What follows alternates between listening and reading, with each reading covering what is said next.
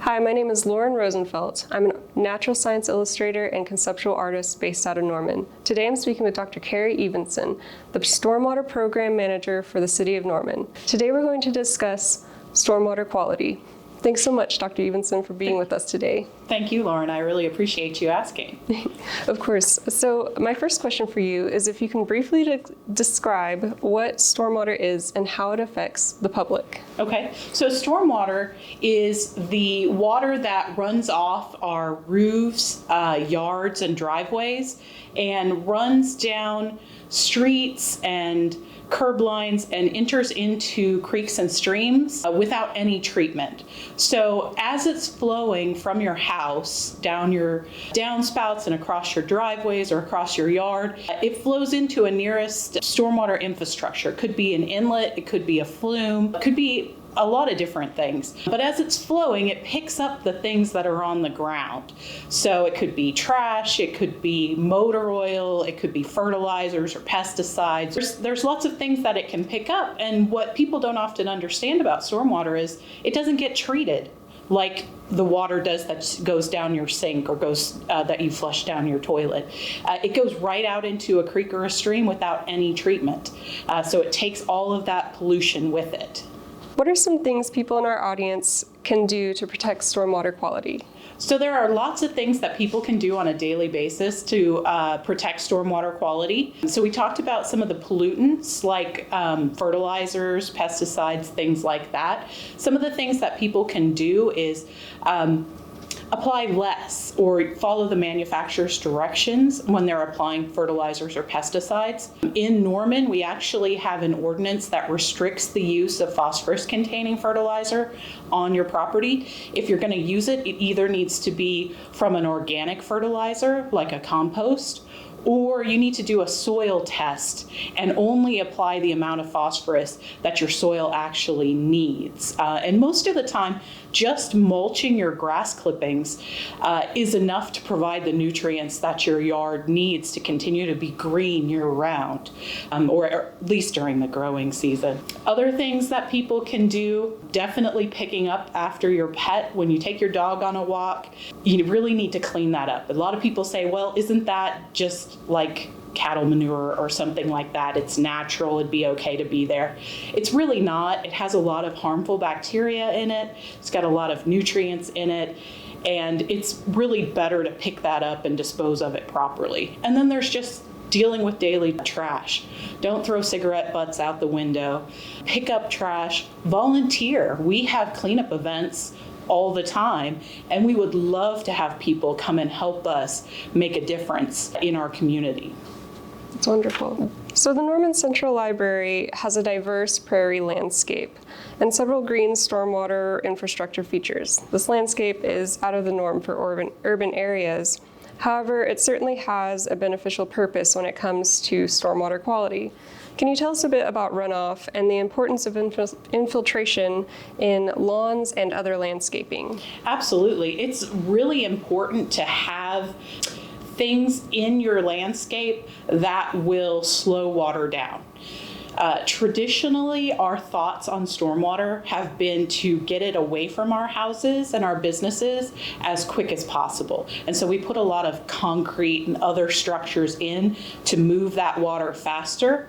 But what happens when that actually reaches our creeks and streams is that water is moving so quickly that it starts to erode the stream banks. And we start to see a lot of sediment being deposited in lakes like Lake Thunderbird. Having things like rain barrels or rain gardens or just yards that soak up your water, disconnecting your downspouts and directing them to your yard helps to slow down the amount of water that reaches a stream all at one time, because you're holding it back and you're letting it soak in to your yard rather than sending it right out into the stormwater infrastructure and then into the creek or the stream nearby.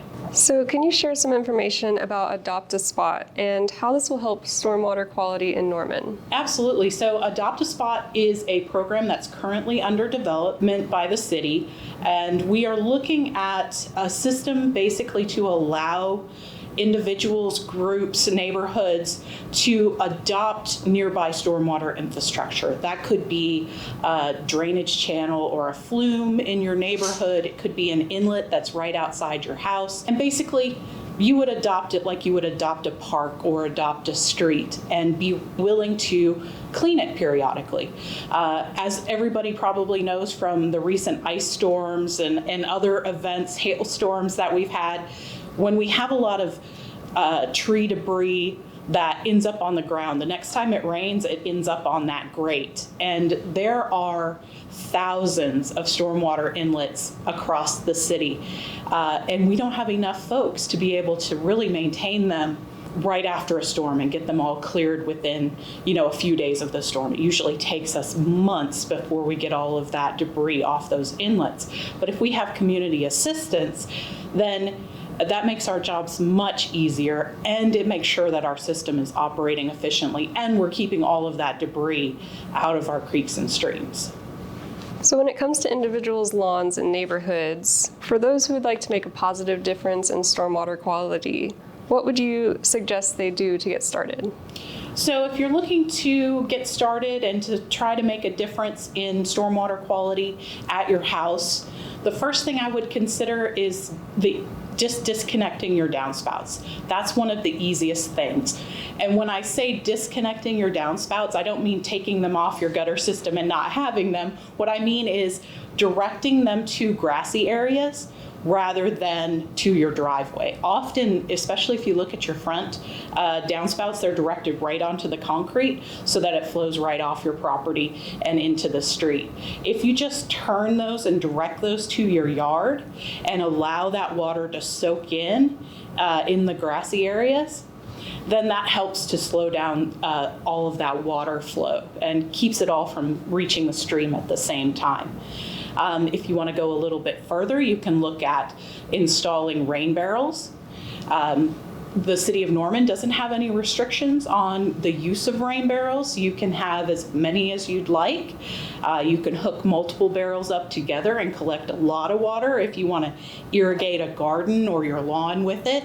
But it gives you a chance to keep that water on site for a little bit of time before you use it to water a tree or water your landscaping. And then if you want to go even further, you can do some of the things that are being done at the library. You can build rain gardens. And those really just are landscaped areas, hopefully with native plants, that allow the water to soak into the ground rather than, again, running off and entering into our stormwater system.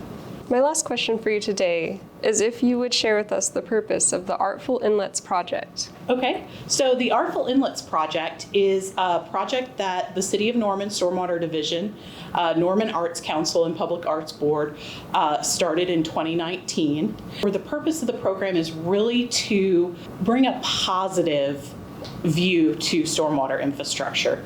Often when stormwater infrastructure is working, it goes unnoticed.